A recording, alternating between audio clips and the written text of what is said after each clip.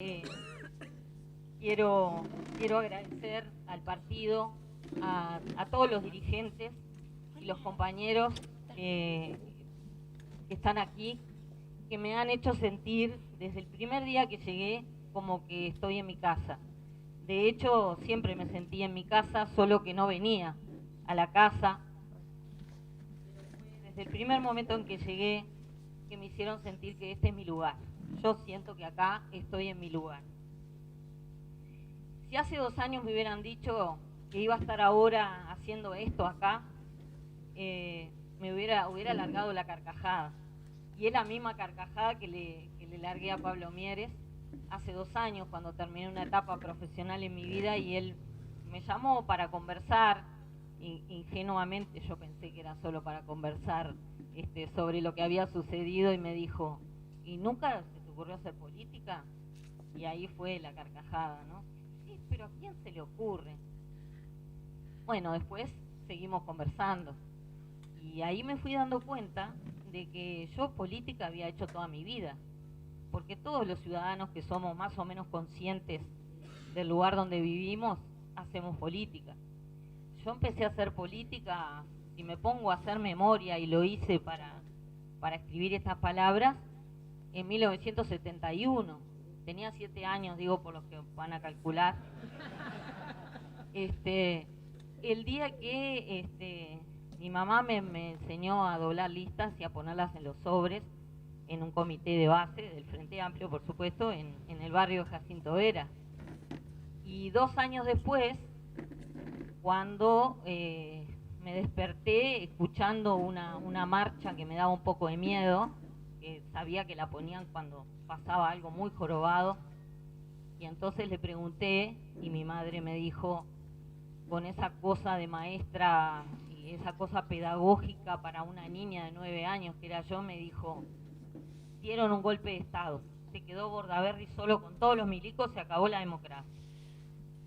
Bueno, ahí, no sé si por vocación genética o porque justamente esa rebeldía adolescente de que uno quiere hacer lo que no puede, decidí que quería ser periodista, porque le quería contar las cosas que pasaban en el mundo a otras personas. Y además quería vivir de eso. Afortunadamente lo pude hacer muy temprano.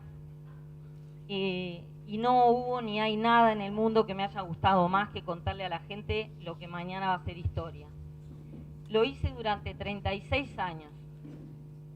Primero conté sobre deportes, después pasé política y tuve el enorme privilegio de poder contar los principales hechos que generaron el proceso por el cual se terminó la dictadura.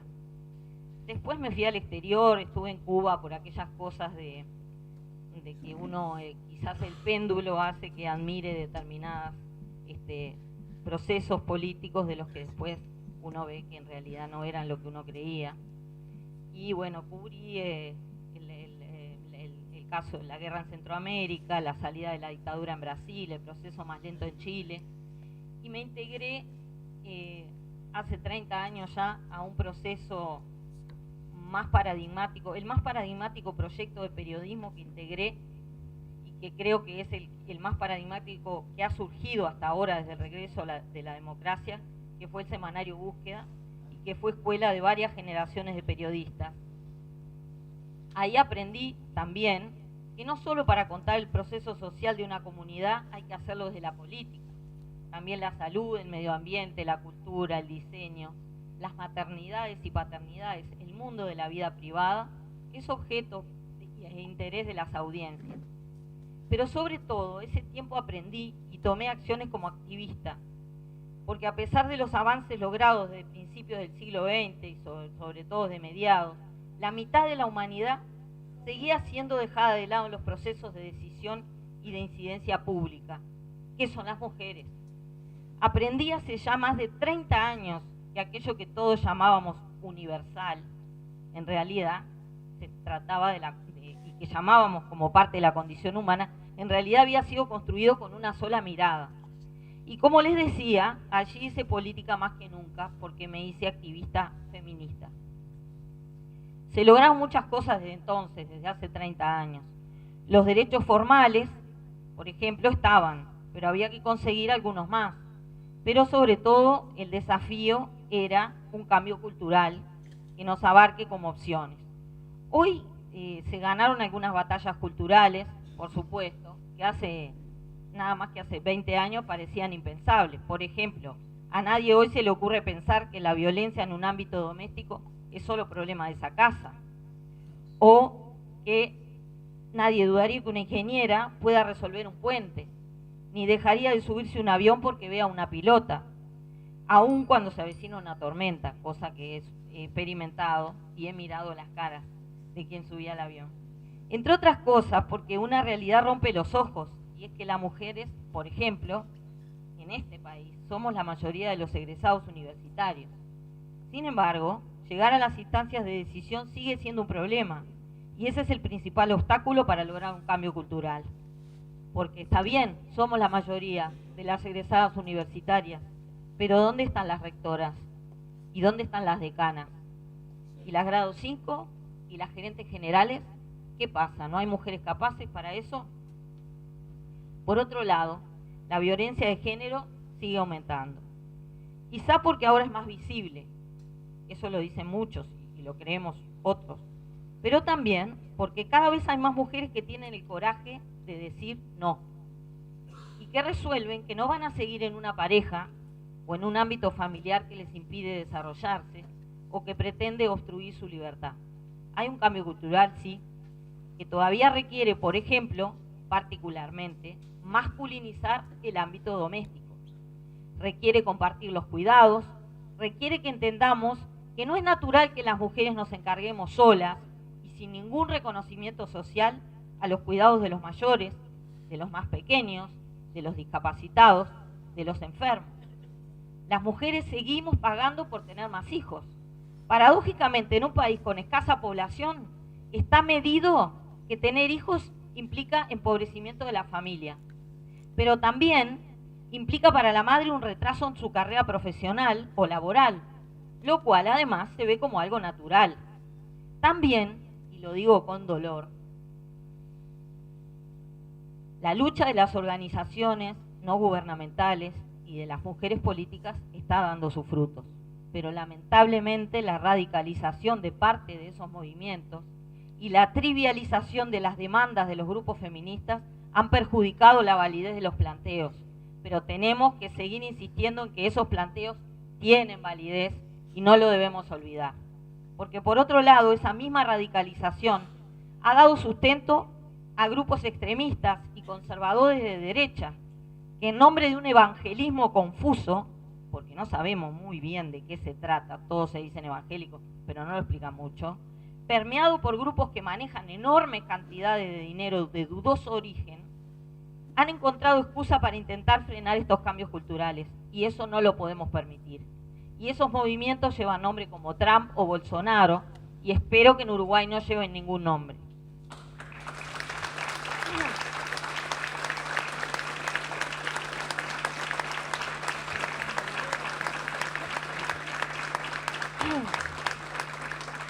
Por estos días se dio el debate por las fórmulas paritarias. Me preguntaron si yo era partidaria de que las mujeres lleguen por capacidad o por cuota.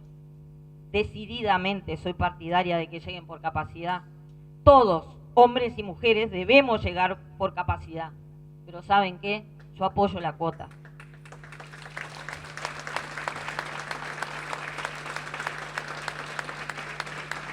Y apoyo la cuota como también la apoyó nuestro partido para las listas a cargos electivos, no porque me guste ni me resulte simpática, sino porque después de 6 gobiernos de este periodo democrático, estamos terminando el séptimo, en un país lleno de mujeres capaces, las mujeres no llegaban a los cargos electivos y apenas pasábamos el 10%, 6 gobiernos.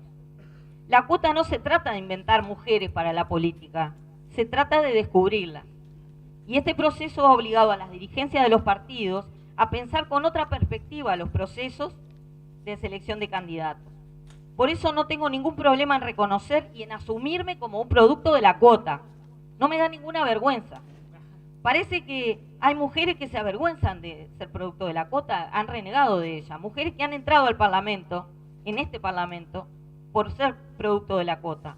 No, seguramente no se pensarían mujeres para integrar tribunales, para dirigir una empresa, para representar al país, si los movimientos civiles por los derechos de las mujeres, el compromiso de muchas periodistas y particularmente en esta área el movimiento de mujeres políticas de todos los partidos no hubiera hecho oír su voz e impuesto la cuota de género, muchas veces a costa de su propia carrera política, que en realidad lo que pretende es hacer mover el músculo para que nos vean. Unos partidos y dirigentes han visto esto como una obligación y lo han manejado hasta con temor por tener que ampliar sus espacios de competencia, porque en esto estamos hablando de competencia cuando hablamos de lugares para las mujeres. En algunos casos pueden implicar tener que ceder espacio, claro, es el gran problema que la cuota le ha deparado a los políticos mediocres. No es el caso del nuestro, por suerte.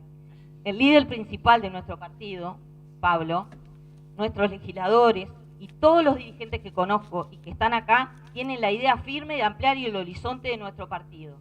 Pequeño, pero el cuarto partido del Uruguay hasta que las elecciones nacionales vuelvan a decirlo.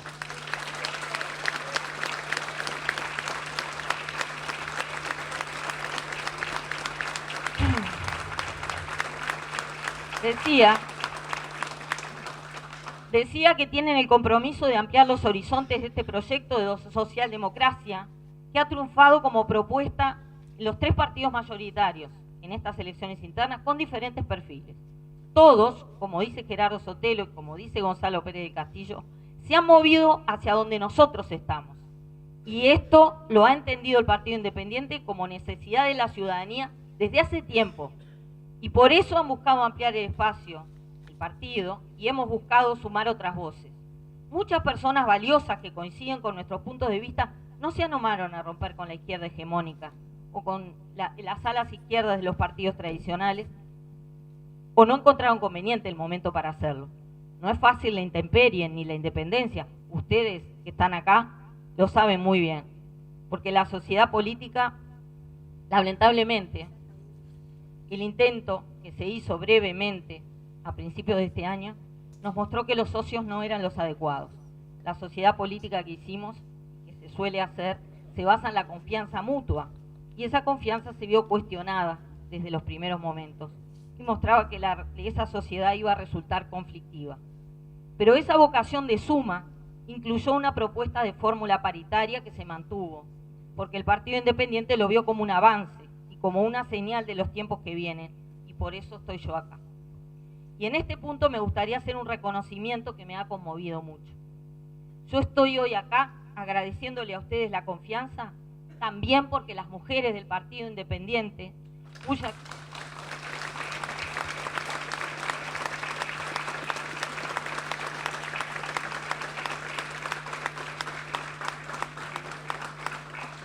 Vieron que escribí porque me muero si me olvidaba de esto. Las mujeres del Partido Independiente, cuya comisión fue electa por el voto de todas las afiliadas del país, le pidió formalmente al Consejo Ejecutivo Nacional del partido que mantuviera la fórmula paritaria y que tanto mi nombre como el de nuestra incansable compañera del PI de Canelones, Rosario Fagundes, estuvieran en lugares destacados en las listas al próximo Parlamento.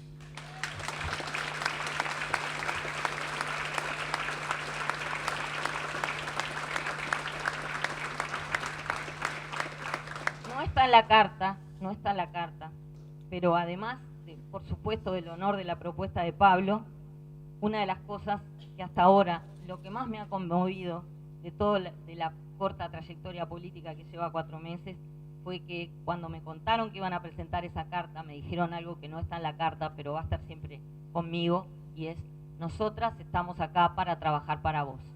Eso es lo que construimos las mujeres políticas desde hace 30 años.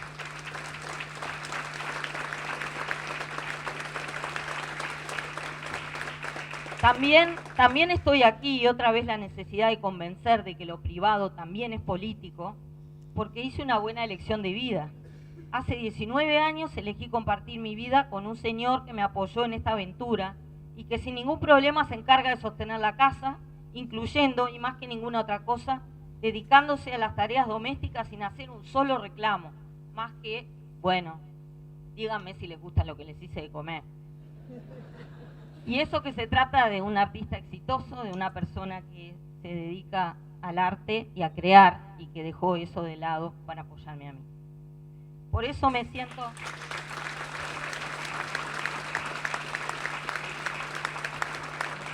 Por eso me siento comprometida a llevar todo esto como una voz que sale desde el propio partido, pero que también representa al 50%, al 52%, que es más pobre solo por su condición de género, que es más pobre si a eso se le suma que es joven, y se le suma todavía más si tiene hijos, y se le va sumando a medida que más hijos va teniendo y así sucesivamente.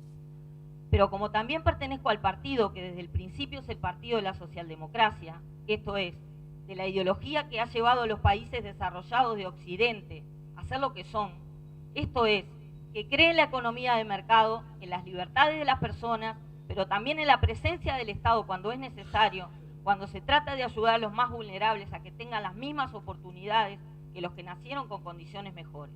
Soy con orgullo del partido que resiste los archivos, que tiene a los legisladores con mejor performance de trabajo en un momento de descreimiento de la democracia, justamente y en buena medida por la falta de compromiso de quienes fueron elegidos para administrar nuestros bienes y nuestras libertades. Soy con orgullo del partido que con la frente alta se ha enfrentado a la corrupción y la ha denunciado, con sus pocos recursos y su pequeña bancada, y la ha denunciado esté en el partido que esté, porque la decencia es una sola y no tiene color, y si lo tiene no nos debe importar si es un color que nos gusta o no nos gusta.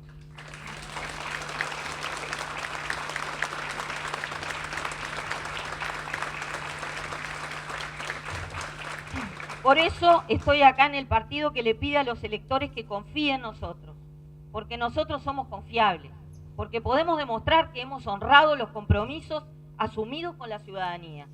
Por eso insistimos en que el próximo 27 de octubre se juegan los próximos 5 años del país en un momento sumamente delicado, en el cual se le pide a la clase política que deje de discutir y de cruzar acusaciones y de hacer hincapié en las diferencias para remangarse y ponerse a trabajar en las soluciones. Nosotros queremos tener el mayor respaldo posible para estar en esa conversación. Si somos nosotros convocaremos a esa mesa a los que hoy plantean soluciones parecidas, que son las que siempre propusimos nosotros. Y si son otros los que convocan y las propuestas siguen pareciéndose a las planteadas por nosotros, también queremos participar en esa conversación, porque en esa conversación le va la vida al país de los próximos 5 años.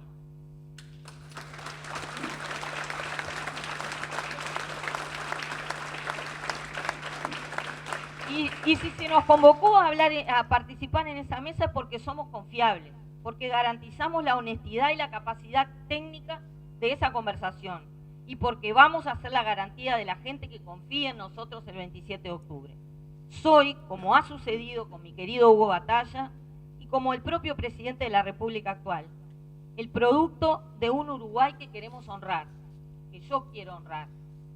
Ya no como la hija de un obrero. Soy tercera generación.